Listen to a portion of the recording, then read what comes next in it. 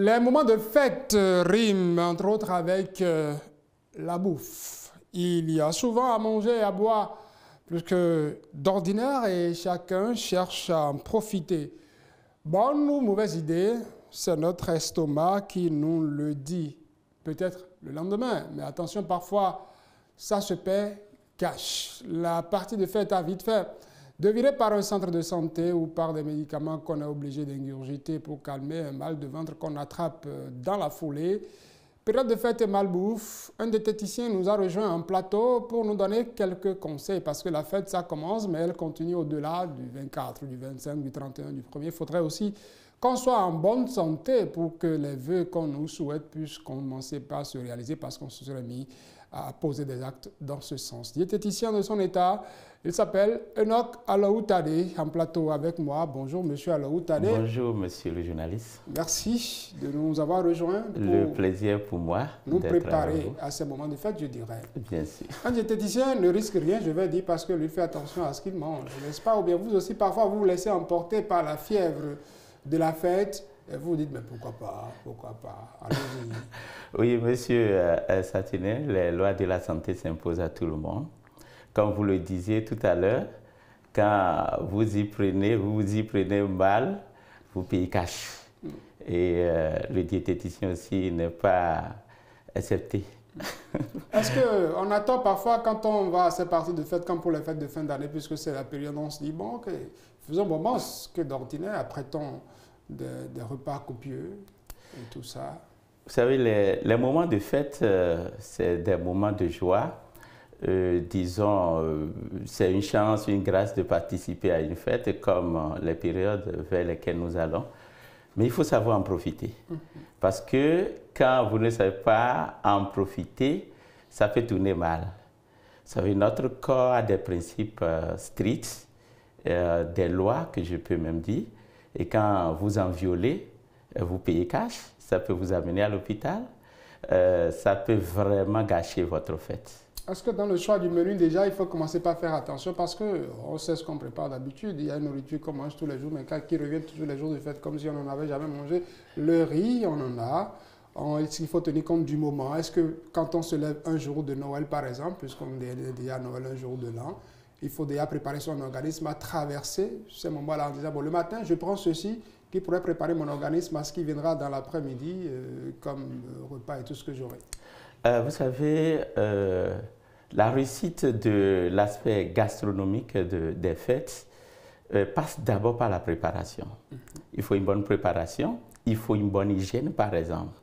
Il faut éviter de gâcher la fête à cause de la consommation des aliments avariés, la propriété dans tout ce qu'on fait pour pouvoir préparer ces fêtes-là. Et maintenant, après une bonne préparation, je crois que le reste, c'est le consommateur qui doit savoir jouer son rôle, parce qu'il faut savoir choisir, il faut savoir combiner, puisque pendant la fête, tous nos appels, nos yeux tombent sur beaucoup de choses.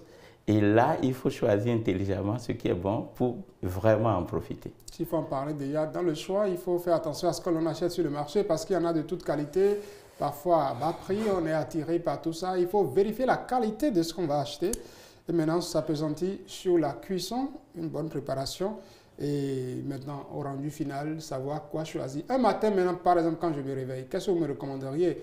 Un 25 décembre, un 31, un 1er janvier comme premier geste gastronomique. Alors, quand on se réveille le matin, c'est toujours bon de préparer son organisme à toutes les charges qui l'attendent tout au long de la journée. Et c'est bon de commencer par de l'eau. Parce que l'eau, c'est le premier besoin de notre organisme. Même à jeun? Bien sûr, surtout à jeun. Vous savez, l'eau se consomme dans l'estomac vide. Quand vous consommez de l'eau en mangeant, ça n'arrange pas l'organisme, au contraire, vous compliquez la digestion. Parce que la digestion, une bonne digestion est au centre de notre santé. Si vous digérez mal, ou bien vous êtes dans une mauvaise digestion, écoutez, vous allez ressentir tous les malaises de ce monde, vous allez même croire qu'on vous a envoûté. Donc, il faut manger de sorte à bien digérer. Et quand la digestion se passe bien, eh bien, tout se passe bien également. Moi, je m'attendais à ce que vous me recommandiez du fruit pour ce que nous avons d'habitude les matins. Pour la plupart encore, on se sert on se fait son, c'est pas du thé, mais son tea. Parce qu'on a son bol, on le remplit avec une baguette de pain. On s'y met, c'est notre traditionnel manger. Je m'attendais à ce que vous nous recommandiez tout ça. De l'eau, on recommande ça d'abord. Il faut prendre ça à jeun. Après de l'eau, je peux passer à tout ce que je veux, M. Alaoutale? Alors, il ne faut pas passer à tout ce que vous voulez. Vous savez, la santé, surtout une bonne alimentation a des lois. Et l'une des lois, c'est la qualité. Il y a la quantité, mais il y a aussi la qualité. La quantité demande à ce que l'organisme reçoive la quantité normale pouvant lui permettre de venir à bout de toutes ses fonctions, tout ça. Parce que l'organisme, en travaillant, lui-même a besoin d'énergie avant d'en fournir aux différentes cellules qui constituent notre corps. Eh bien, après la quantité, il faut surtout la qualité parce que l'organisme a besoin de différentes substances pour jouer différents rôles pour notre bon fonctionnement. Notre corps est complexe et ses besoins sont diversifiés. Donc, il faut en tenir compte. Les fruits, oui, c'est bon qu'après l'eau, disons 30 minutes après, de soumettre le corps à ce qui donne la vie, à ce qui répare, ce qui soigne. Et ces éléments nutritifs se retrouvent dans les fruits, dans les légumes, et ils sont faciles à digérer. Vous pouvez commencer une bonne journée avec ces fruits-là et peut-être compléter avec un repas, un peu de repas consistant.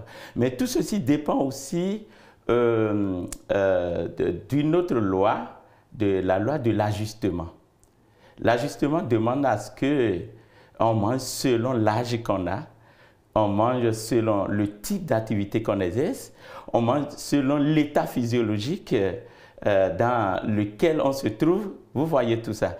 Donc, c'est par rapport à ça maintenant qu'il faut voir ce qu'il faut mettre après les fruits. Mais ce qui est sûr, il faut diversifier un peu à gauche, un peu à droite pour constituer son plat, surtout le matin.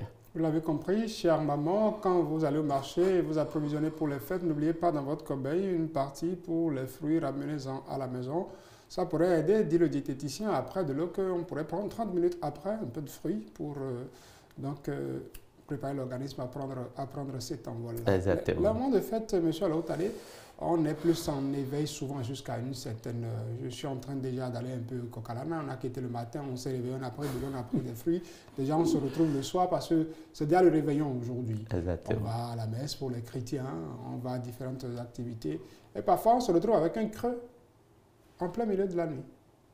Est-ce qu'il faut prendre ce qu'on a sous la main et manger? Ou est-ce que ce moment-là aussi, il doit se préparer depuis la journée? On doit savoir que dans mon programme de la journée, je vais à la messe, je vais sortir, il y a une soirée qui est organisée quelque part, une paroisse quelque part, j'y vais. Je reste là, et je suis le spectacle, je me fais plaisir jusqu'à une certaine heure. Est-ce qu'il faut que je prépare tout ça ou bien je ne dois pas m'inquiéter? Je sors, la bonne dame qui va à côté, je peux aller là-bas manger quelque chose et puis paf, c'est bon. Alors, c'est normal d'avoir un creux parce que, vous savez, notre corps se prépare à tous les événements. Déjà que tout le monde, tout le monde chante fête, fête, le corps reçoit ce message et c'est qu'il y a la fête. C'est pour cela tout le monde ne trouvera pas le sommeil. Chacun voudra bien vivre ces moments-là.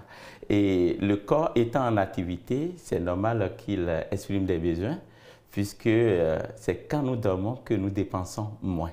Mais quand on est en éveil, quand on bouge à gauche et à droite, l'énergie est nécessaire pour faire toujours tourner ce gros moteur-là. Alors, il faut manger, mais il faut savoir manger surtout la nuit. Savoir faire les mélanges. Bon, vous le dites, est-ce que ce qu'on a sous la main en même temps? Oui, ça peut être ce qu'on a sous la main. Donc, on estime que la nuit, il ne faudrait pas qu'on mange lourd. Justement, ce qu'on a sous la main, mais il ne faut pas faire des essais qui ne sont pas permis. Parce que si vous mangez lourd, vous savez, la digestion prend du temps. Et ça dépend de ce que vous mettez dans votre assiette. Si vous faites des mélanges pas possibles, par exemple, si vous mangez trop de gras, trop de viande, trop de protéines, sachez que vous n'aurez pas un sommeil facile de sitôt. Parce qu'il faudra du temps pour travailler tout ça. Donc pour cela, ce qu'on a sous la main, la nuit, doit être un peu léger, ne doit pas être... Si c'est lourd, pourquoi ne pas prendre une petite quantité, en fait une quantité raisonnable? Parce que si vous vous laissez à l'euphorie de la fête et vous mangez, vous buvez à flot, je vous assure, vous pouvez vous réveiller le lendemain avec des malaises, avec le ballonnement. Et là, je peux vous dire que votre fête est en train de finir mal comme ça. On mange beaucoup, on boit beaucoup aussi, monsieur Alaoutare. Parfois, on se retrouve le lendemain avec une gueule de bois. La boisson, quel que soit le type.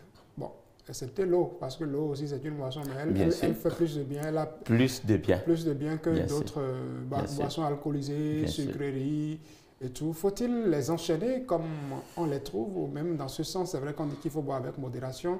Parfois, d'aucuns estiment que ce n'est pas de l'alcool, je peux y aller à foison comme je peux. Et d'autres estiment que, bon, attention, seulement pour moi de vider demi-casier de bière, de casier de sucrerie ou je sais quoi. Qu'est-ce que vous avez à nous dire pour qu'on se prive des lendemains de fête avec gueule de bois? Je crois que chacun de nous doit jouer au jeu de la responsabilité parce que notre santé nous concerne nous-mêmes d'abord. Alors, il ne faut pas trop se laisser aller. La fête n'est pas, en fait, la fin du monde. Il y aura plusieurs fêtes. On va fêter encore et encore. Donc, il ne faut pas se dire que jouer le tout pour tout et puis finir comme ça. Surtout par rapport aux boissons alcoolisées. Vous savez, l'alcool gâche la fête de beaucoup de personnes. Parce que lorsque vous prenez de l'alcool jusqu'à une certaine quantité, le corps va devoir même stopper certaines fonctions. Vous allez perdre votre mobilité, vous allez commencer par bégayer. Pourquoi? Parce que certaines fonctions sont ralenties, elles ne fonctionnent pas comme cela se doit. Et c'est dû à l'alcool. Donc, la modération, je crois que c'est le mot qu'il faut pour chacun de nous pendant ces périodes de fête. Il faut être modéré. Il ne faut pas boire. Et à part l'alcool, il y a les boissons sucrées comme nous les connaissons. Il y a beaucoup qui se réfugient dans les boissons sucrées parce qu'on leur a dit que l'alcool n'est pas bon pour la santé. Vous voyez, surtout ceux qui sont malades, ceux qui sont dans des maladies chroniques, les diabétiques, les hypertendus, des gens qui sont sous traitement doivent vraiment faire attention. Je sais qu'il y a l'effet de la foule, de la masse, il y a l'euphorie de la fête, mais il faut garder ses sens pour pouvoir ne pas aller dans les excès. Parce que vous êtes d'accord avec moi que quand plus on boit, plus c'est-à-dire moins on est lucide, et on peut être le diable qui gâte la fête des autres. Et aussi, on se retrouve le lendemain dans un état qu'on n'aurait pas souhaité. J'aurais souhaité qu'on poursuive, mais on a déjà empiété le temps qui nous est imparti depuis. Je promets vous ramener la semaine prochaine. On va parler d'un sujet qui intéresse plus à Porto Novo. Surtout, il y a une viande qui ne manquera pas pendant ce temps de fête, c'est la viande de porc. On en parlera avec plaisir. J'entends déjà un syndicat se lever au niveau de la régie pour me dire que, attention, bon, pour ceux qui en mangent, je sais que pour nous, on raffole. Et il va me rejoindre un plateau tout à l'heure pour sur la toile. Merci à vous, Enoch Alaoutare, vous êtes diététicien. Vous allez nous revenir la semaine prochaine, c'était déjà promis, pour aborder ce sujet relatif aux viandes. Merci à vous aussi. On ne va pas s'en foutre, on va en parler, mesdames, messieurs, même si cela vous déplaît, en quelque sorte, de parler de porc, surtout quand on est à Porto Novo. Tout le monde, pour la plupart, raffole. Mais Axel Meril, lui, il s'en fout.